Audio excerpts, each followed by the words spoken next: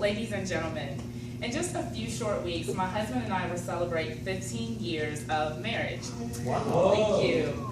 And some people are actually surprised to find out that I was barely 18 and he was 21 when we decided to get married.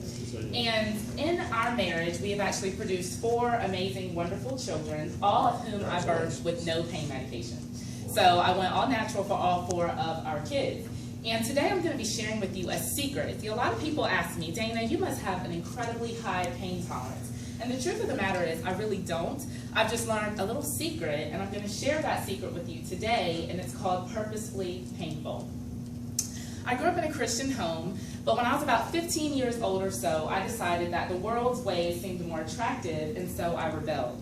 So about 2 years later, I was a college freshman, and I learned the shocking news that I was pregnant. And I was devastated. It was obviously a very scary time. I felt very alone. I was confused. I was ashamed. And I wondered how this could happen, right? You know, my boyfriend and I were so careful. How in the world could this happen to us? And going through that time of my life, you know, I realized something, and that even though I was going through a lot of pain in that situation, I realized later on that God would use that pain that I was going through for His glory. So fast forward about 3 years, and now my boyfriend and I are married, and we have been married for a couple of years. Our son was 2 years old, and we were expecting our second child. And so I had gone to the doctor that morning, and the doctor, you know, I was having contractions, and they thought, oh, you're probably going to have the baby later on in the week. So my husband decides, you know, well, let's go over to my mom's house, his mom, so that he could cut her yard.